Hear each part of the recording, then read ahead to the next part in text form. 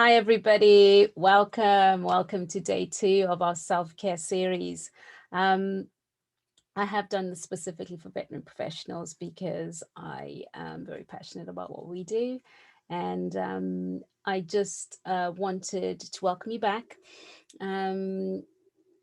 So I don't know, what did you guys think? Has anybody used the tools? Did you download them? If not, don't worry about it. They are available. You can either get them if you pop into the Facebook group, they will be there for you to download. If you're not into Facebook, and that's just not your deal, that's fine. If you click the link below, you'll be able to download them, and you'll get access to them that way. So, quick review of our self-care series. What we're going to be discussing, and what we discussed yesterday was, are you on the verge of veterinary burnout? Yesterday, we kind of went through some of the clinical signs, as in ourselves. And then what we're going to talk about today is 4 ways to ensure that you keep your brain healthy, really. And are you picking the right foods to actually feed your brain? And day 3, which is tomorrow, we're going to be talking about, are you sleeping properly? And then day 4 is how to journal to help improve your mental health. And then obviously combating the self-negative self-talk that we have quite often, I think. So a quick review. Yesterday, we spoke about your clinical signs of whether you're kind of sliding into burnout or not. And are you on the verge of that? Or are you extremely stressed, or is it chronic stress? They are, there's a gauge, okay? And we can go from slightly annoyed to stressed to chronically stressed to burnt out. And these are some of the signs that we were discussing. But the 5 that we spoke about yesterday was insomnia, procrastination, fatigue, changes in appetite, and also anxiety. So if you've missed that, just you can go back and have a look at yesterday's talk. Okay. So today we're going to talk about the 4 ways to ensure you keep your brain healthy. So the first way, which everybody gets annoyed with, is like health foods or healthy foods. And you just need to maintain a healthy diet. And a common denominator in all of these health plans is, you need to eat organic food, and you need to have whole food, and it needs to be in its most natural states. Now, a lot of people who know me laugh because I have a rule: is does it rot? And did it roam? So basically, if you put it on the side and it's still there after 3 days and hasn't grown any mold or anything, you just think, is that even food? So here's a trick, okay? So when you go grocery shopping, stay on the edges, all right?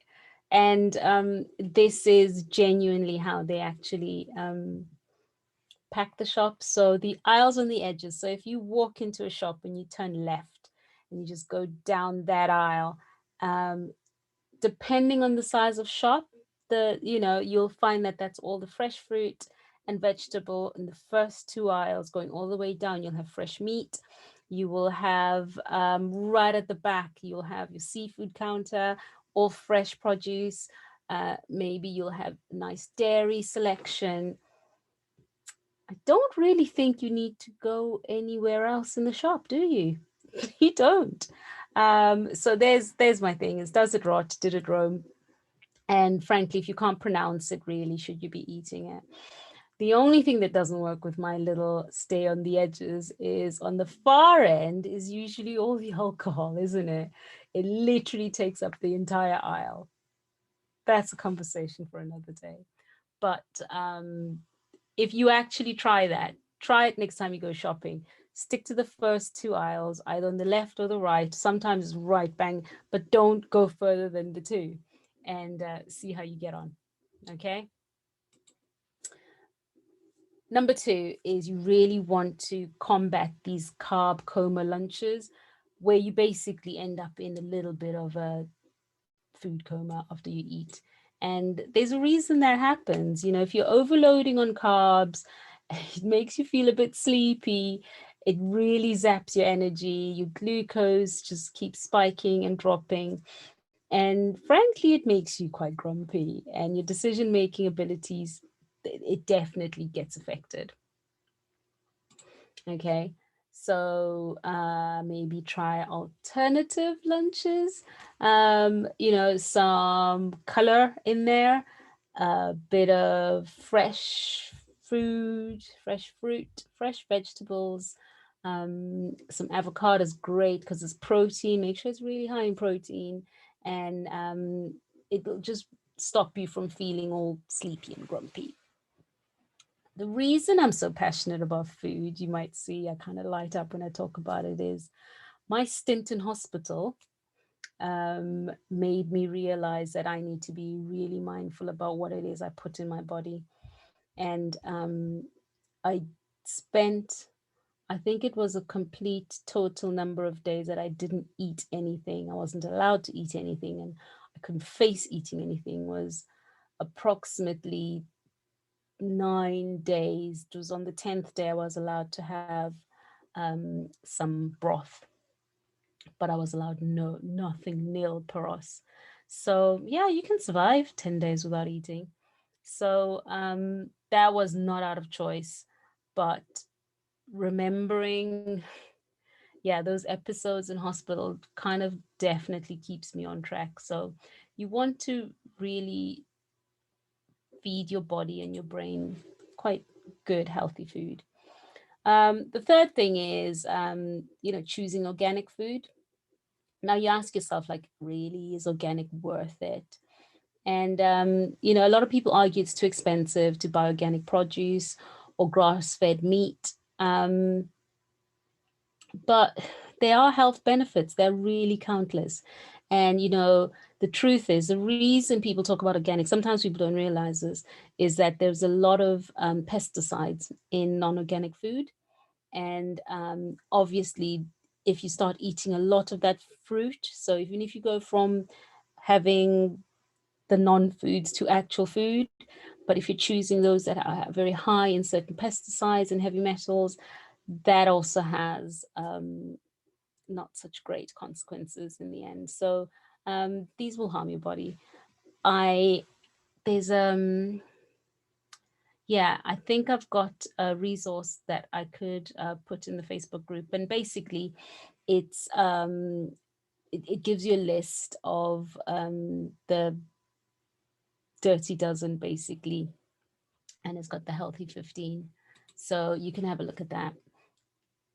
The fourth thing, which really, really important and kind of keeps your brain from frying, is daily movement. Okay. So it doesn't matter what it is. We're talking go for a walk, stretch your legs, go for a horse ride, whatever your kind of mode of exercise is, just do a little bit, some yoga stretches. The truth is, we're not talking hitting the gym here because the gyms are shut. But it's one way that you can clear your mind is to just actually have a little bit of relaxing exercise. So today we've got some resources. So day two, I've also got a few presents for you, some resources. These are really fun. And you can share with people at work if you want. So I've got some, this resource is called the best brain foods, and it's 50 of the best antioxidant foods.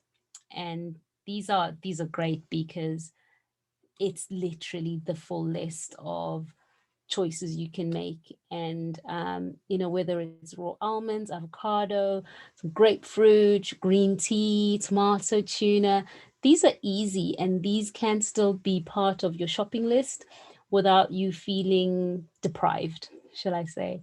But these are really, really good for you and for your brain.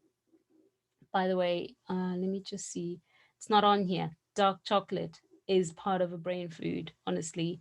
If you want quickly like, oh, what should I get? So broccoli, avocado, almonds, walnuts, all those types of things. Water, definitely, lots and lots of water. Salmon, blueberries, they call them brainberries, but blueberries are great. Turmeric. These are all amazing things that you can have added to your diet, and they really will kind of support your brain. I've added this because I think it's only fair that we discuss that foods that love to abuse you. Now, being in love with something or somebody that hurts you is an abusive relationship, and that needs serious intervention. This includes food, all right? It includes things that you're putting in your body that are not helping, all right? So, this exercise that has foods that love to abuse. A lot of people have, like, it could be kind of crisps or donuts or whatever it is, you know no kind no food of any kind belongs in the same emotional place in your brain as the love that you have for either your spouse or your grandkids or anything like that. So really need to separate the feeling that that food gives you and the feeling of cuddling up with a loved one. It's really not the same. So I challenge you guys today is to look at the list. I've got a list of 100 foods, and I just need you to have a look at them and highlight 20, just 20, okay? If you go over 20, it's fine. Don't worry about it. Um, Now try get rid of those. Now, you might look at the list and it's half of what you normally eat or three-quarters of it. It's fine. I'm not the food police here. I'm just saying, swap it out for one of the other ones on the other list. That's all. Just swap it out, okay? And nobody's starving you or saying that you can't have things that you like, but you've only got the one brain. So I think it's probably a good idea that we cut out the top offenders, the 20 top offenders, and look after the brain that we have. Okay. So there's also an area for you to kind of put your notes in and see how you feel about what we were talking about today. But if you remember that picture of us that I showed you of all the signs of stress and anxiety and insomnia, the vomiting, lots of vomiting, and just feeling as if you're out of control of your life. And food is a big thing of control. So, what we want to do is just avoid that from happening. Yeah, let's just avoid that from happening. And I need you to remember to take care of your whole body, your mind and your spirit, and just take time to relax. Go outdoors, breathe some fresh air, make different food choices, and there's lots and lots of love and appreciation for you guys spending some time with me. Make sure to click the link below and you will be able to access the PDFs. If you want to share these with any of your colleagues, that's great. All right, I will see you tomorrow, where we'll be discussing your sleep patterns and whether your sleep hygiene is up to scratch. Okay, take care. Bye bye.